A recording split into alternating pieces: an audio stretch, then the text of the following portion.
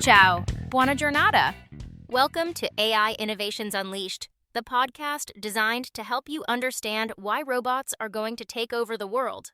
I'm your MC Nex, and with me is my caretaker, Dr. JR. And here's what you've all been waiting for.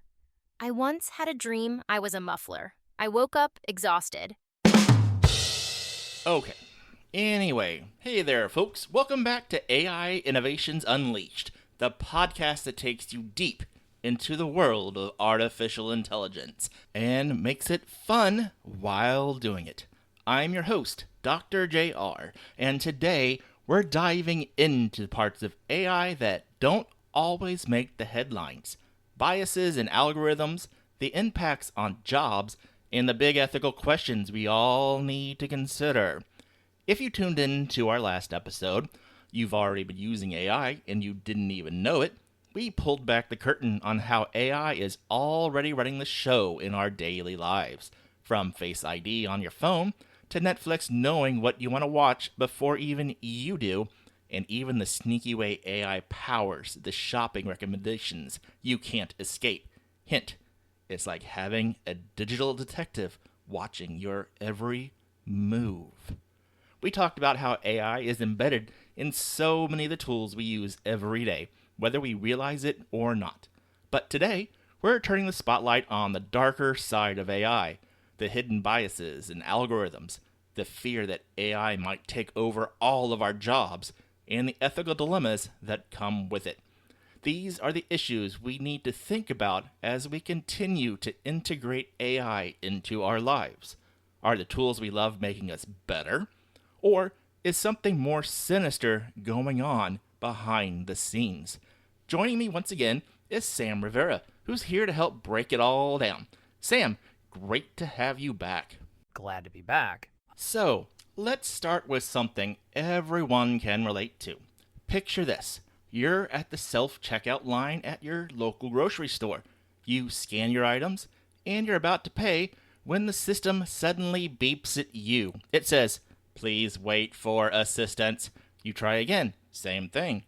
Why? Because it thinks that you've skipped an item, but you didn't. The AI, for whatever reason, is just glitching. The classic self-checkout AI failure. Anyone who's been through one of those lines knows exactly what you're talking about. It's frustrating, right? But here's the kicker. What happened at that checkout is kind of like what happens when AI systems are trained on biased data. Just like the glitch made a false assumption, AI systems, like the ones used in hiring or healthcare, can make false or harmful decisions based on bad data. Exactly. Now, let's think about this glitch beyond just the grocery store.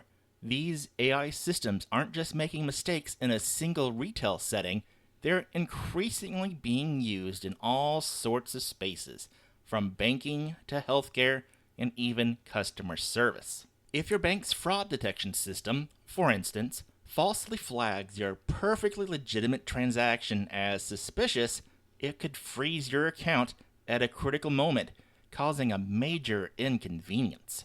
Right, and these glitches in AI can have ripple effects that go beyond just the frustration we feel in the moment. Think about AI in other sectors. In healthcare, for example, AI-powered diagnostic tools could misinterpret medical images, potentially delaying or preventing correct treatment for patients. If the AI's decision-making is flawed, the outcomes could be life-altering, just like how that glitch at self-checkout makes you feel like you're being wrongly accused of something you didn't do. Now multiply that by the stakes of healthcare, finance, or legal systems. It's kind of unsettling, isn't it? That false positive in an AI system at a checkout line is annoying, but that same kind of malfunction happening in a place like a hospital could be catastrophic.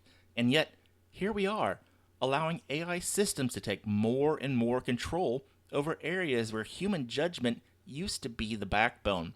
So, should we be trusting AI more or less in these environments? It's definitely a double-edged sword. On one hand, AI can greatly enhance efficiency. For example, AI-powered customer service chatbots can handle thousands of customer inquiries at once, reducing wait times and freeing up human agents for more complex issues. Self-checkouts and AI-driven ordering systems, like those used in fast food restaurants, are all designed to speed things up and reduce the number of staff required. For businesses, this means less overhead, which can lead to cost savings. In theory, these efficiencies can drive prices down and provide consumers with quicker, easier services. But, of course, there's the other side of that coin. What happens when things go wrong? When AI systems glitch at a checkout, there's usually someone around to fix it. But what if there aren't enough people to troubleshoot these issues? If we push too much AI automation, there's a risk of creating an experience where humans are less involved in the process, which could make it harder to resolve problems when things don't go as planned. Exactly. It's one thing to deal with an AI glitch at the grocery store. You can walk to another lane, talk to a cashier, and get the help you need. But imagine this happening in something like insurance claims processing. If an AI algorithm is in charge of approving claims and it's malfunctioning or biased, customers might be left in limbo for days or even weeks without knowing where their claims stand. This could lead to serious customer dissatisfaction, lost trust, and potential lawsuits. So while the AI might save companies money, it could also cost them in reputation and lost business. And that's a key point. AI can save time and money in some instances, but it doesn't have the emotional intelligence or the ability to think critically in the way human employee can. A human cashier at a checkout can look at your items, notice something's wrong, and then use their judgment to quickly correct the issue. An AI, however, is bound by its programming and limited by the data it's trained on. And if that data is flawed, or if it encounters a situation outside its parameters, it can't respond flexibly the way a human could. Right? And while we're talking about the potential cons, there's also the human element. In situations where customers or patients need empathy, compassion, or nuanced decision making, AI just can't replace that. A customer might be frustrated with the system, but a human agent can hear them out, understand their frustration, and offer a solution in a way that builds trust. True. So, when we talk about businesses adopting more AI versus having human staff checkouts or services, there are definitely pros and cons. The main advantage is efficiency, right? Companies can streamline operations, reduce labor costs, and provide faster service, which is great for both customers and businesses. But on the flip side, when AI fails, whether it's in healthcare, finance, or retail, those failures can compound quickly and have significant negative impacts.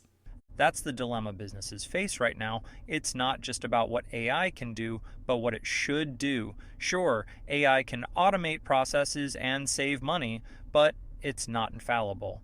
There's a real risk if companies lean too heavily on AI without proper safeguards and human oversight. AI works best as a tool that enhances what humans are already doing, allowing us to focus on tasks that require emotional intelligence, critical thinking, and creativity. So, a balanced approach seems to be the key. Use AI where it makes sense. Things like handling repetitive tasks, processing large volumes of data, or streamlining basic customer service functions. But when it comes to areas that require nuanced judgment or empathy, maybe it's better to leave those tasks in the hands of humans, who are better equipped to handle unexpected or complex situations. And just like how the self-checkout AI thinks it knows what's going on and starts beeping at you, AI in hiring or healthcare can make judgments based on faulty assumptions. The problem is, in both cases, these AI systems aren't trying to be unfair. They're just relying on the data they've been trained on, which might not be complete or balanced. And in the case of job candidates or patients, those assumptions can lead to real-world harm. That's right, JR. The bias we see in AI systems is often rooted in the data that's used to train them. If the training data reflects historical inequalities, whether it's a pattern of discrimination in hiring or disparities in healthcare access, then the AI is likely to perpetuate those same biases. And that's a big concern, especially in fields like hiring and healthcare, where decisions can impact people's futures and well-being. Let's talk about hiring first. One of the most well-known cases was Amazon's AI-powered recruiting tool, which was scrapped in 2018 because it was biased against women. Amazon had built an AI tool to screen resumes and recommend candidates for technical positions, but the tool was trained on resumes submitted to Amazon over the previous 10 years, and the overwhelming majority of those came from male candidates. So, the AI learned to favor resumes with male-associated keywords like aggressive, competitive, and leadership. Essentially, the AI was designed to favor male candidates, especially for tech roles. Exactly. And this wasn't just an isolated glitch.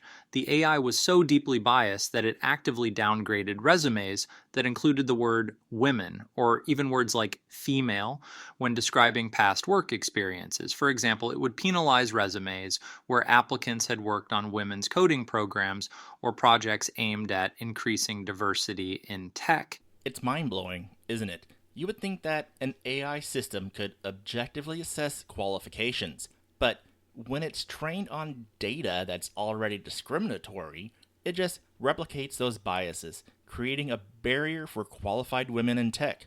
And this is just one example of AI in hiring. These types of biases are a major concern across various industries. And it's not just in tech. Bias can also show up in hiring tools that screen for criminal records, credit histories, and other factors. AI systems might unintentionally favor certain socioeconomic backgrounds or ethnic groups based on historical data that reflects systemic inequality. For example, a hiring algorithm might use zip code data to determine the likelihood of a candidate being a good employee. But if those zip codes correspond to historically underrepresented or marginalized communities, the AI could unfairly filter out qualified candidates simply because of where they live. It's a tricky web to untangle, but what about healthcare? AI has the potential to revolutionize the way doctors diagnose disease and treat patients, but it can also inherit the same biases. There have been some shocking examples of AI tools making biased medical decisions that disproportionately harm minority groups. That's a huge concern, JR. One of the most well-documented cases of AI bias in healthcare came from a widely used algorithm called Optum's health algorithms, which was found to underestimate the healthcare needs of Black patients. This algorithm was designed to help doctors prioritize care by predicting which patients were at the greatest risk of future medical problems. However, it was trained on healthcare spending data, which was a flawed indicator of health risk. The problem? Black patients, on average, have less access to health care, so they tend to spend less on healthcare services, even when they are just as ill as their white counterparts.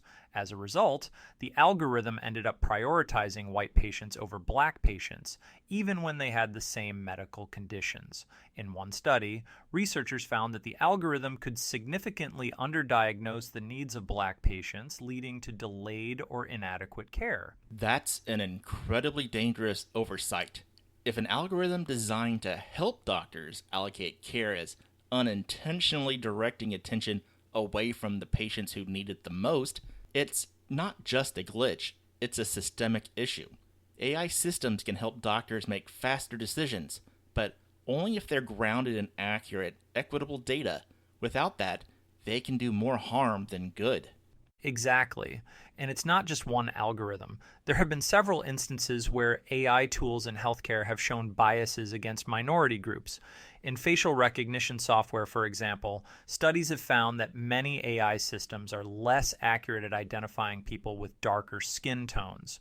This means that if AI systems are used in medical settings to interpret images like X-rays or skin condition diagnoses, they could miss critical issues in people with darker skin, potentially leading to misdiagnoses or delayed treatments. That's another big issue. When an AI system is trained predominantly on data from lighter skinned individuals, it won't necessarily be able to make accurate diagnoses for people of different races or ethnicities. That's why diversity in healthcare data is so crucial. If an algorithm is only trained on data from one demographic, it can't be expected to serve everyone equally. And this is where the human element remains so important. AI can assist doctors, but it can't replace them. When AI fails, or when it's based on flawed assumptions, it's up to human professionals to catch those errors and make decisions that consider the full context of a patient's health. That's why we need diverse, inclusive data sets and continuous oversight to ensure that AI works for everyone. Exactly. And AI in healthcare isn't just about avoiding bias, it's about improving outcomes for everyone. If used correctly, AI can help doctors provide more accurate diagnosis, recommend better treatments, and ultimately save lives. But only if we make sure the systems are fair, transparent, and properly monitored. The potential is there, JR, but we've got to be vigilant. The problem is not AI itself, but how we design and deploy these systems. If we allow biased data or a lack of oversight to influence decision making, we could see even more harm than good. It's the responsibility of developers, healthcare providers, and policymakers to ensure AI is used ethically and in ways that promote fairness, equity, and transparency. Whether it's in hiring, healthcare, or any other area, we need to hold AI accountable just as we would hold a human decision maker accountable. Absolutely, JR. We're still in the early stages of AI's integration into critical sectors. And the more we can recognize these biases and address them up front, the more potential AI has to make a real positive difference in our lives. So, we've talked a lot about how AI systems can inherit biases from the data they're trained on and how human intervention is essential to help reduce those biases. But here's the bigger question. When an AI makes a mistake, whether it's an unfair hiring decision or a misdiagnosis in healthcare, who is ultimately responsible? That's the million-dollar question, JR. When we talk about AI, we often think of it as a black box, something that operates on its own, making decisions behind the scenes. But the reality is, AI is built by people, trained on data collected by people, and deployed by companies. So while it might seem like the AI is at fault, the responsibility usually lies with the developers, the organizations, and the data that's fed into it. It's a bit like building a car. It might crash due to a faulty part, but ultimately it's the manufacturer, the engineers, and sometimes even the suppliers of the materials who are accountable. Exactly. And this brings us to the topic of biases. How do they occur in AI, and why is it so difficult to completely weed them out? We've discussed Amazon's based hiring tool and the issue with AI in healthcare, but these problems aren't just one-off mistakes. They're systemic issues rooted in how AI is developed and trained. It all starts with the data. AI learns from the data it's given, and if that data reflects historical inequalities or bias, whether intentional or unintentional, the AI will replicate those biases. Take hiring, for example. If an AI is trained on resumes from a specific demographic, like predominantly white male applicants, it will learn to favor that demographic when making decisions. But it's not that the AI is choosing to be biased. It's simply reflecting the patterns it's been taught. Right. So, biases in AI are a direct result of the biases in the training data. And that's where it gets tricky. The data we use to train AI system comes from the real world, and the real world is full of bias. Whether it's in hiring, policing, or healthcare, these are systemic issues that have been in place for decades or even centuries. AI systems can't escape that reality unless we actively correct the data that they learn from. Exactly. The problem with bias in AI is that it's not always visible right away. It can be subtle and emerge over time, particularly when AI systems are deployed in real-world environments. For instance, when an AI tool is put in place to decide who gets an interview or a loan, the biases embedded in the data might lead to a discriminatory outcome, but it won't necessarily be immediately obvious to the people using it. This makes it hard to spot and harder to fix. The more AI is used, the more it reinforces those biases, unless someone actively steps in to review and adjust it. So it's like a feedback loop. The AI system makes decisions based on the data, and those decisions influence future decisions. If left unchecked, the bias gets reinforced over time, making it harder to eliminate. And here's the kicker. Those biases aren't always obvious. Sometimes they're deeply ingrained in the way that we collect and use data, so even when we try to fix things, there's no easy solution. Exactly. It's not like you can just press a button and debias an AI system. Bias can show up in so many ways, like racial bias in predictive policing or gender bias in hiring, and identifying all the ways it manifests is incredibly difficult. Plus, the people creating the AI are often unaware of their own unconscious biases, which can seep into the data they use and the models they build. This is why human intervention, constant auditing, data review, and ethical oversight is so important. So, ultimately, while AI systems can certainly help us solve problems and make processes more efficient, they're not perfect. The biases they inherit from the data can lead to unfair outcomes, and if those biases aren't caught early, they can become even more entrenched over time. But this raises another question. What happens when something goes wrong, and who is held accountable for the harm caused by the AI? That's the real challenge. When AI systems make decisions that harm people, whether by denying them a job, refusing medical care, or sending them to prison, it's hard to know who's responsible. Is it the developers who built the system, the company that deployed it, or the data providers who supplied the biased data in the first place? That's why regulation and accountability are key. As we push for more AI integration in critical sectors, we need clear guidelines on who takes responsibility when things go wrong. Right. And this is where regulation comes into play. Governments, tech companies, and even the general public need to have a say in how AI is being used. We need rules and frameworks that ensure AI systems are fair, transparent, and accountable, especially when they have the potential to affect people's lives in such significant ways. Coming up, we'll continue discussing the challenges of AI bias and how companies can minimize it, but we're going to pause for a quick sponsor break. Ever feel like your business decisions are made by throwing darts at a board? It's time to upgrade to a more precise approach. Enter Next Wave AI Strategies, your co-pilot in navigating the digital frontier. At Next Wave AI Strategies, we harness cutting-edge AI innovations, advanced data analytics, and strategic consulting to drive business transformation. Our mission is to empower your organization to thrive in the digital era and achieve a sustainable competitive advantage. Imagine having an AI assistant that doesn't just suggest your next binge watch, but propels your business into the future. That's what we offer, a partnership that turns complex data into clear strategies, and strategies into success. So, if you're ready to stop relying on gut feelings and start making informed choices, visit us at nextwaveaistrategies.com. Let's make your business smarter, one algorithm at a time. Welcome back. Now that we've covered the challenges AI bias presents, especially in fields like hiring and healthcare, a question from a listener asked, what can companies do to minimize bias from the very beginning? While it may be difficult to eliminate all bias, there are a number of proactive steps companies can take to minimize it right from the start. It all begins with a thoughtful and intentional approach to data collection, model training, and ongoing monitoring.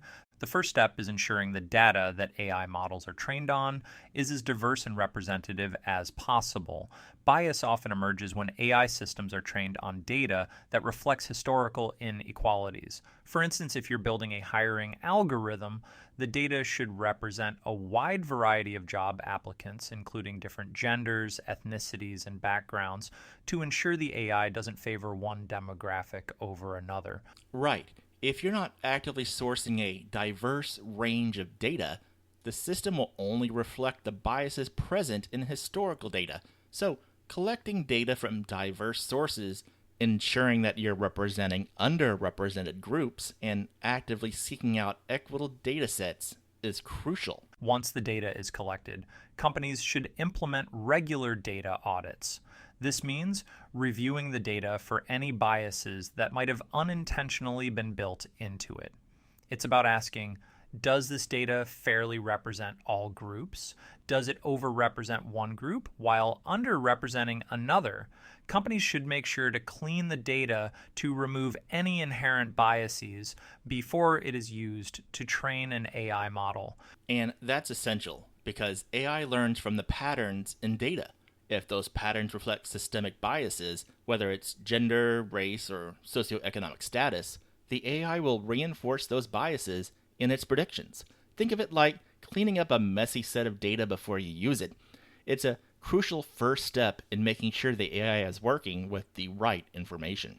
Transparency is another critical step. Companies should be transparent about how their AI models are built and the data they are trained on. This includes clearly documenting the sources of data, the model selection process, and any potential limitations. By opening up this black box, companies can give external stakeholders, including regulators and consumers, a better understanding of how the system works and where potential biases might lie. Transparency also helps in holding the companies accountable. If an AI system starts to show bias or unfair treatment, a company with clear documentation will be in a better position to diagnose the problem and make necessary adjustments. This way, you're not just relying on the algorithm's outputs, but actively engaging with it. The teams building the AI play a huge role in minimizing bias as well. Companies need to prioritize diversity within the teams developing AI models. This includes bringing together people from different backgrounds, races, genders, and perspectives. Diverse teams are more likely to spot issues that others might miss, and they can bring fresh perspectives on how to ensure fairness in the AI development process. It's like building a better mousetrap. You need a variety of perspectives to ensure the solution is robust and inclusive. If the team building the AI is homogeneous, it may overlook blind spots that a more diverse team would catch. One of the most important steps is to build regular monitoring and feedback loops into the life cycle of the AI system. AI is not something you set and forget. Even after it's deployed, you need to constantly monitor its outputs for signs of bias. Are certain groups being unfairly impacted by decisions? Are there emerging patterns that need to be addressed? And that's so important. AI can change over time as it interacts with the new data.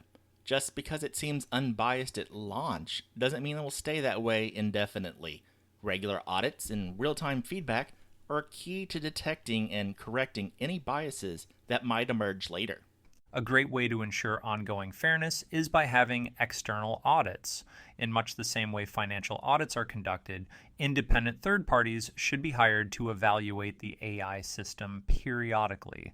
This outside perspective helps spot any biases that may have been overlooked by the developers. Independent auditors can also provide advice on how to improve the system and ensure it is operating ethically. It's like having a second pair of eyes on the project. Sometimes the team building the AI might become too focused on the tech itself to see potential fairness issues. A third-party review forces an unbiased perspective that can catch issues that were missed. And finally, companies can build fairness objectives directly into their algorithms. There are advanced techniques like adversarial debiasing, where algorithms are trained to actively avoid making biased predictions.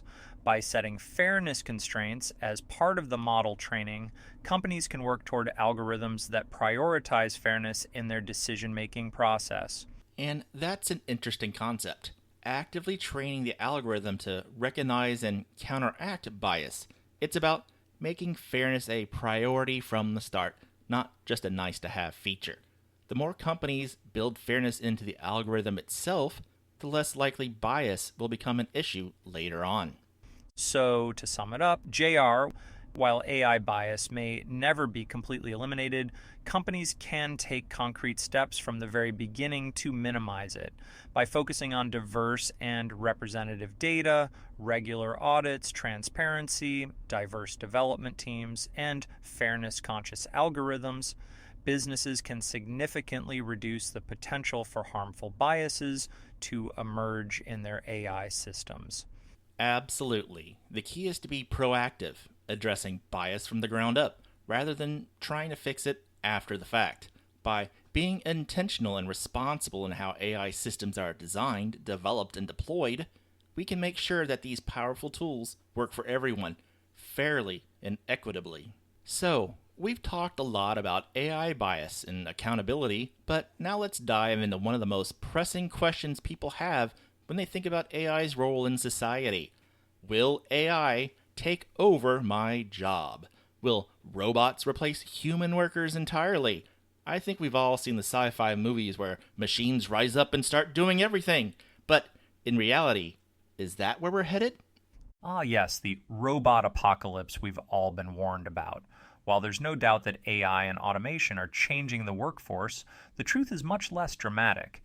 AI is augmenting human work, not completely replacing it, especially when it comes to industries that require human touch, empathy, creativity, and judgment.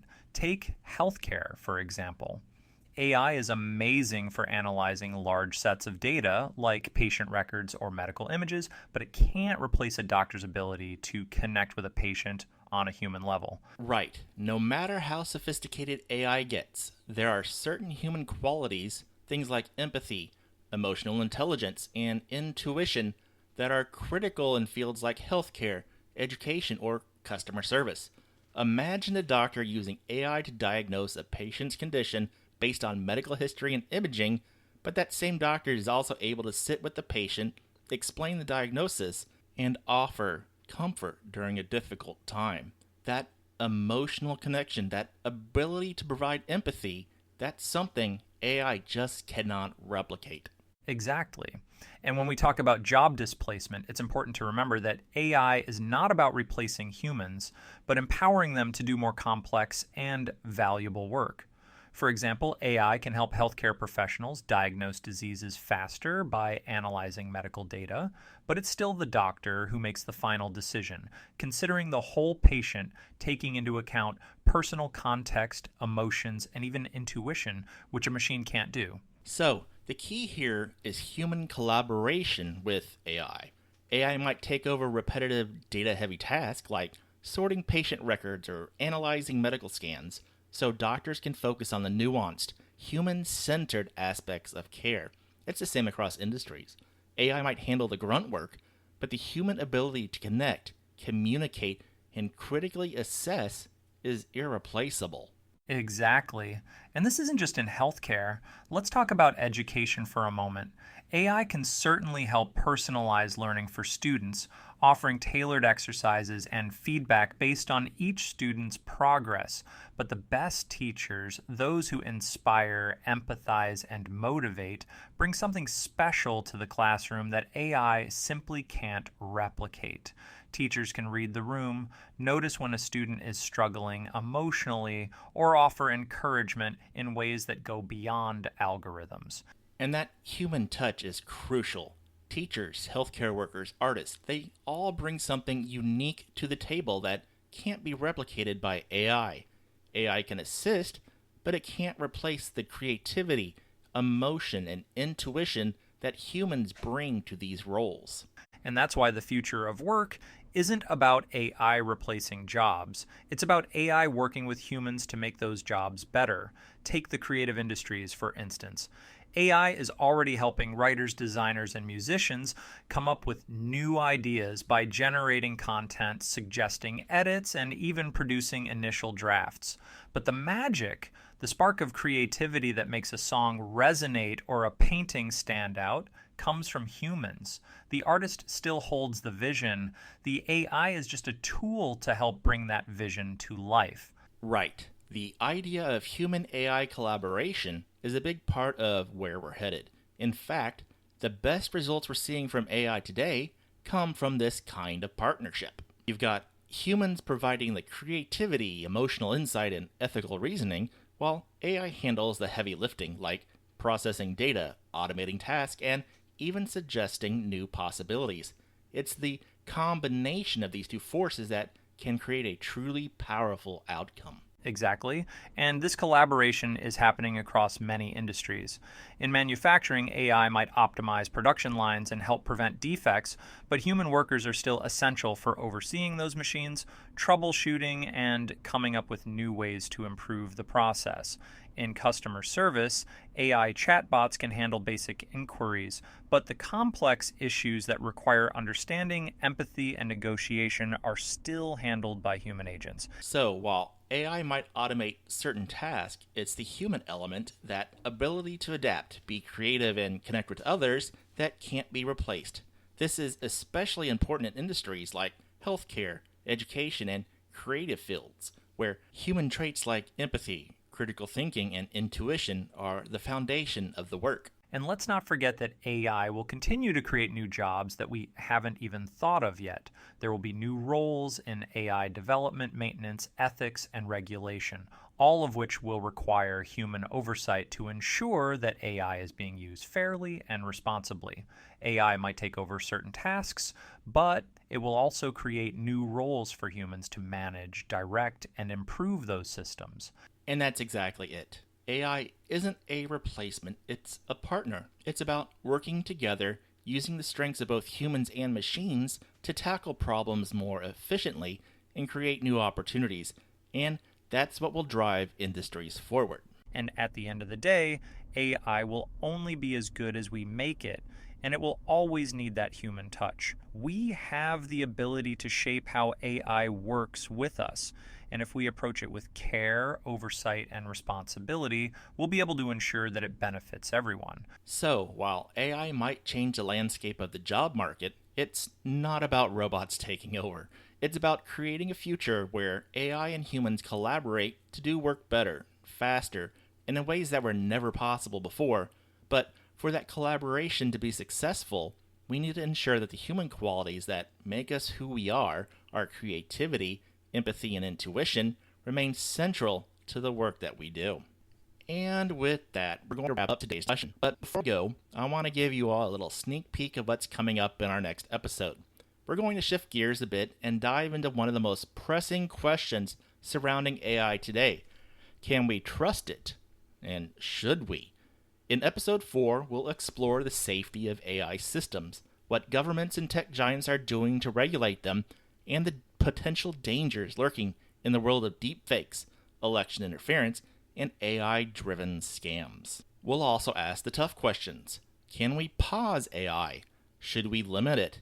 And what does a safe AI look like? Plus, we're going to talk about the long-term future of AI, including the big, bold idea of artificial general intelligence, and whether we could ever coexist with sentient machines. That's going to be a fascinating conversation, JR, and it's definitely going to stir up some mixed emotions, excitement, fear, awe, and maybe a few existential questions. And we've come to the conclusion of AI Innovations Unleashed today, where the future is always now. If you enjoyed today's dive into the world of intelligent tech, don't forget to subscribe, share, and leave a review. So, stay curious, stay informed, and we'll help you discover what's next in the world of AI.